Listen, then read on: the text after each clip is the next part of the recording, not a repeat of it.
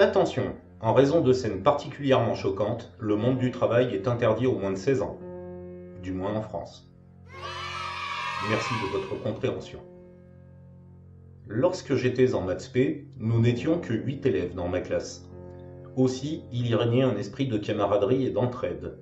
Et ce qui est marrant, c'est que nos professeurs étaient plutôt heureux de cette ambiance. Pourtant, ils nous répétaient sans cesse que nous n'avions pas compris l'esprit concours, que nous ne devions pas nous comporter en camarades, mais en concurrents, et que chaque autre élève était un adversaire qu'il faudrait battre aux épreuves de sélection des grandes écoles, puis aux entretiens d'embauche auprès des recruteurs. Quelques années plus tard, lorsque j'ai commencé à travailler, j'ai compris. J'ai compris qu'il existait une différence entre ceux qui avaient appris un métier et nous, les élites de la nation, comme on aimait à me le répéter à l'époque. Nous qui avions appris à avoir une carrière. Immense différence. Le film d'aujourd'hui se résume en 2 mots, entretien d'embauche. Mais pas un entretien pour être cariste ou manutentionnaire, non, non. Un entretien bien carriériste. Et vous allez voir qu'il n'y a pas besoin d'un masque ou d'un poignard pour avoir l'air d'un assassin effrayant. Une cravate et un stylo suffisent. Car l'horreur avec un grand O, H, peut venir de quelque chose de tout à fait banal et parfaitement approuvé par la société. Pauvres fous que nous sommes.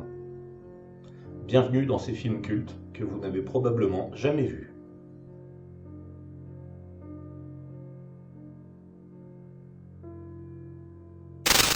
Le film commence au petit déjeuner à Madrid, sur fond d'émeutes antimondialistes. Et ça, vous le notez, c'est super important. Les émeutes, hein, pas le petit déj. Et on rencontre plusieurs personnages de Winner comme on n'en trouve qu'à la Cogip. Oui, j'adore bosser avec moi. Personnages qui se rendent tous à un entretien d'embauche pour un poste de direction dans une multinationale. Après un accueil des plus chaleureux... Bonjour. Bonjour.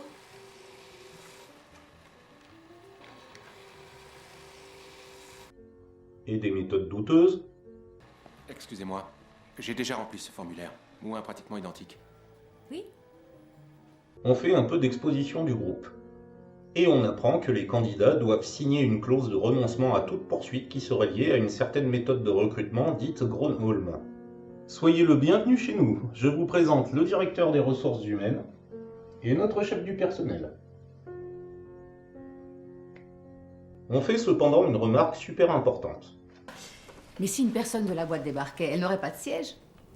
Et on constate qu'on est enfermé dans la pièce, et sur écoute. Si jamais j'ai besoin d'aller aux toilettes, je fais comment? Soudain, les ordinateurs démarrent, et Schtroumpf à lunettes, parce qu'on ne nous a pas dit son nom, reçoit un message. Message qui nous fait un petit retour sur la méthode Gronholm. Mais pas le temps de se poser des questions, un nouveau message apparaît. Nous apprenons qu'un recruteur se cache parmi nos participants, et la première épreuve consiste à le démasquer. Finalement, ça n'a pas l'air si mal cette méthode. En tout cas, ça a l'air ludique. Et Schtroumpf à lunettes propose une des meilleures idées d'exposition que j'ai jamais vues dans un film. Chacun des candidats va se présenter et on va essayer de repérer qui va mentir, puisque la taupe va nécessairement mentir. Pas mal, pas mal. Vous le notez, on y reviendra dans l'analyse. On rencontre donc dans l'ordre Julio, avocat et économiste, Nieves, directrice marketing chez un éditeur, Carlos, économiste, Ricardo, qui ne veut rien dire par peur que son patron apprenne qu'il postule ailleurs, Anna, directrice de prod dans un studio musical, Fernando, qui ne dira rien non plus mais juste pour embêter les copains et il assume, et Enrique, directeur financier dans une petite boîte familiale. Bref, chacun y va de sa supposition pour découvrir la taupe, mais on se tourne très vite vers Enrique, qui semble en savoir beaucoup sur les méthodes de recrutement comme celles qu'on subit actuellement. Petite parenthèse, Nieves émet l'hypothèse que tous les candidats sont de vrais candidats et qu'on les pousse juste à se suspecter les uns les autres. Pas mal, pas mal. On se croirait presque dans un thriller. Vous le notez encore, ça. On désigne donc Enrique dans l'ordinateur et, au lieu d'avoir une réponse, on a une nouvelle épreuve. Vous devez choisir un chef au groupe. Quoi, c'est tout? On saura pas si Enrique est la taupe? À croire que c'est fait uniquement pour introduire de la méfiance dans le groupe, comme le suggérait Nieves. Bon, on vote massivement pour Julio en tant que chef de groupe. Ça remonte à 3-4 ans, n'est-ce pas? Mais ouf, ça va, Julio passe pour un héros de l'écologie. Néanmoins, on reçoit un nouveau message. Décidez maintenant si vous choisiriez d'engager Julio Quintana pour ce poste. Votre décision déterminera si Julio Quintana reste ou non dans le processus de sélection. Et Nieves en profite pour nous montrer à quel point c'est une grosse salope. Excusez-moi, j'ai vu un copain. Qu'est-ce que je disais, moi? Ah oui. Rulio va donc être jugé pour n'avoir pas su faire plier la direction et les investisseurs à un intérêt écologique. Bonjour, Jim. Vous avez 5 secondes pour convaincre un conseil d'administration de faire passer le bien commun avant leur profit. Quoi? Et Rulio est éliminé. Suite au départ de Rulio, Fernando fait une remarque et boum, tu dégages aussi. Ou pas. Ou alors, c'est parce qu'on vire tout le monde. Je regrette, mesdames et messieurs, mais on vient de m'avertir que l'épreuve de sélection est terminée. Quoi? Mais non, c'était une blague, on leur propose juste une pause pipi et café. Oh, ils sont marrants ces patrons, je trouve même pas ça sadique. Du tout. Étonnamment, on a droit à une vraie pause de 4 minutes, y compris en temps réel dans le film. Pause pendant laquelle on fait un peu d'exposition et beaucoup de drague. Et c'est reparti comme en 14. Année 2013, la Troisième Guerre mondiale a éclaté, mais vous êtes tous sains et saufs, heureusement. Vous avez réussi à atteindre à temps un abri anti-atomique. Malheureusement, cet abri a été fabriqué pour une famille de 5 personnes maximum. Décidez qui devra s'en aller, en défendant votre position grâce à une argumentation concrète. Celui qui sera expulsé de cet abri devra quitter du même coup le processus de sélection. Tout le monde y va de son « moi je sais réparer le matériel, moi je suis secouriste ». Mention spéciale à Nieves qui propose d'être la nouvelle Ève en accueillant la semence de tous les hommes présents. Je hais cette femme, sincèrement. Et du coup on vire Anna parce qu'elle est peut-être plus ménopausée que l'autre et qu'on n'a pas besoin de 2 femmes, surtout si elles doivent être rivales et c'est un passage très émouvant, montrant bien les bassesses de l'humanité. Regardez ce film, c'est aussi dégueulasse que Negan dans The Walking Dead. Et pile au moment où Anna quitte la pièce, on souligne qu'en bas de la tour, c'est la révolution. Là, on te rappelle bien dans quoi on renvoie ceux qui ne sont pas retenus. On fait une pause déjeuner. Tu ne restes pas déjeuner? Il y en a assez pour tout le monde. Quel pu. Puis, on détend un peu l'atmosphère en précisant que le repas n'est pas bon. On a droit à une scène de sexe dans les toilettes. Alors, dans beaucoup de films, c'est juste une tentative désespérée pour raccrocher émotionnellement le public au personnage. D'autant que Carlos a eu une relation avec Nieves dans le passé. Mais on y reviendra dans l'analyse. En attendant, on apprend fortuitement qu'il y avait bien une taupe, et c'était Ricardo. Et Enrique se fait virer. Reviens passer les tests quand tu auras les idées plus claires. Nous serons enchantés de te réévaluer, c'est certain. Alors, petite parenthèse, si un jour on vous dit ça, dites-vous que c'est vrai. Moi, ça m'était arrivé quand j'étais jeune. Suite à un entretien, un employeur m'avait jugé pas assez sûr de moi, donc ne m'a pas retenu. J'y suis retourné 2 ans après en ayant travaillé là-dessus. Non seulement on se souvenait de moi, mais en plus on m'a pris tout de suite.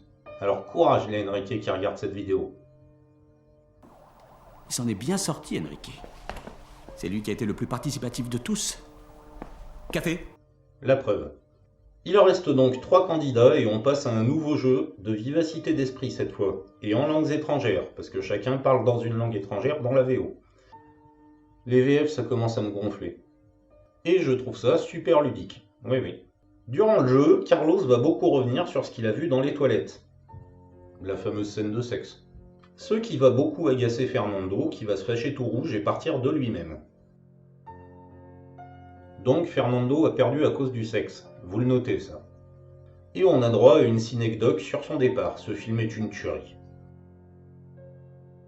Ah oui, c'est quoi une synecdoque? La synecdoque, c'est quand tu suggères un tout en montrant qu'une partie, ou inversement que tu suggères un détail en montrant un ensemble. Par exemple, si je dis voir des voiles s'éloigner vers l'horizon, les voiles sont une synecdoque des navires et l'horizon une synecdoque de la destination. Ça, évidemment, c'est dans le langage. Au cinéma, ça se fait avec des images. Donc, au cinéma, si je te montre ça, bah tu déduis que le personnage est mort. Et bien ici, au lieu de montrer le départ de Fernando, on montre son ordinateur qui s'éteint. Et ça s'appelle de la mise en scène. Et de la bonne même. 100% pur canne. Mais revenons à nos moutons, parce que là, on n'a plus que 2 candidats. Ce qui veut dire qu'on prépare le dernier jeu. Et parce que chez Dekia nous aimons décevoir nos fans, je peux vous faire la narration et l'analyse du film sans avoir à spoiler la fin. Le dernier jeu est très simple. Chacun de nos deux candidats, s'il veut le poste, doit convaincre l'autre de partir. Alors ça, c'est pervers. J'adore. Et cerise sur le gâteau, chacun n'a que 15 minutes pour y parvenir. Popcorn. Après une scène d'une intensité psychologique rare, Nieves hésite à planter là Carlos qui reste bouche bée devant cette grosse salle de réunion qui va paraître bien vide si Nieves se retrouve seule dedans. Et puis finalement elle part avec lui. Je vous laisse mesurer en passant l'incommensurable joie de Carlos qui réalise qu'il va prendre un nouveau départ aux côtés de cette femme si charmante. Et le film se terminera sur ce magnifique plan de fin qui me ferait presque croire qu'on est dans un film post-apo façon Romero. Ce qui est parfaitement normal puisqu'on est dans un film d'horreur. Et là je vous entends dire, hein quoi, mais c'est pas un film d'horreur?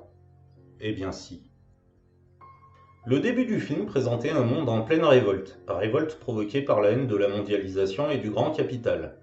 C'est alors qu'on suit nos winners de la Cogip. Je mets la barre tellement haut que parfois même moi je m'impressionne. C'est complètement hallucinant. Winner en costard ou tailleur, option attaché case, et qui donc représente tout ce que ce monde en furie déteste et tente de détruire. Ainsi, ce monde est hostile à nos protagonistes. Le premier jeu est un prétexte à l'exposition du film, dans lequel on suit 7 candidats qui sont enfermés dans une pièce et surveillés par des caméras et dont on fait la connaissance dans un contexte dans lequel ils vont devoir s'affronter pour savoir qui reste et qui sera renvoyé dans le chaos extérieur. Et moi j'ai déjà vu ce genre d'exposition dans Saw ou dans Squid Game. On rajoute à cela la révélation qu'il y a un traître dans l'équipe, mais on ne nous dira pas qui.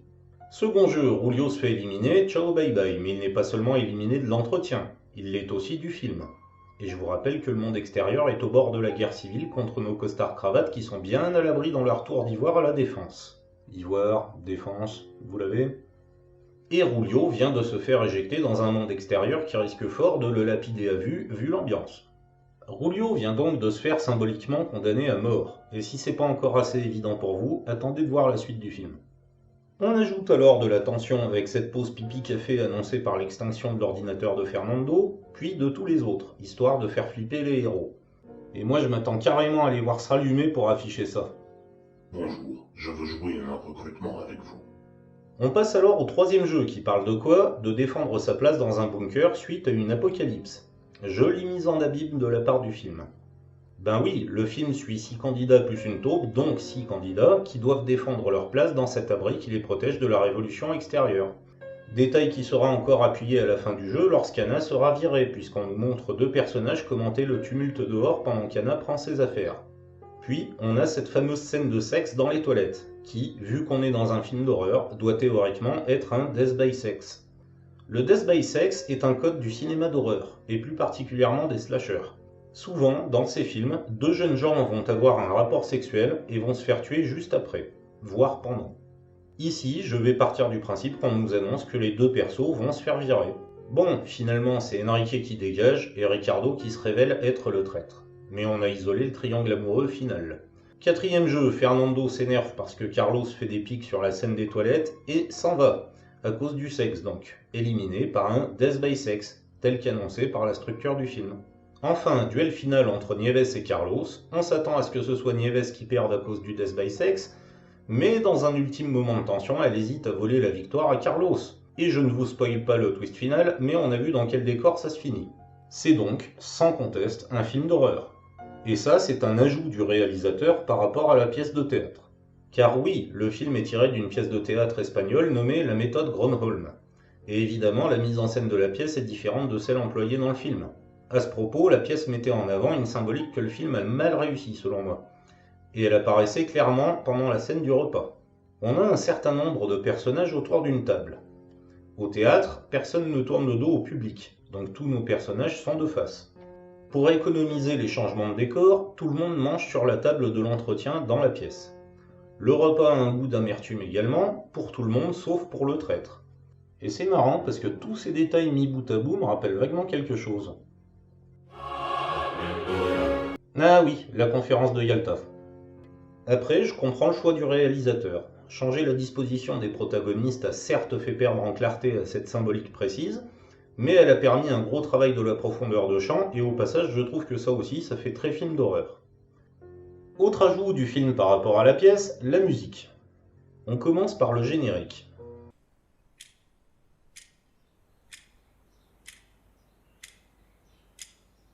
50 secondes de noms qui défilent sur fond noir, avec juste un simple tic-tac de réveil derrière.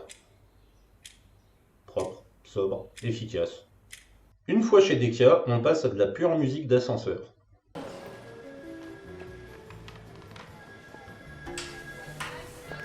Puis une autre musique d'ascenseur.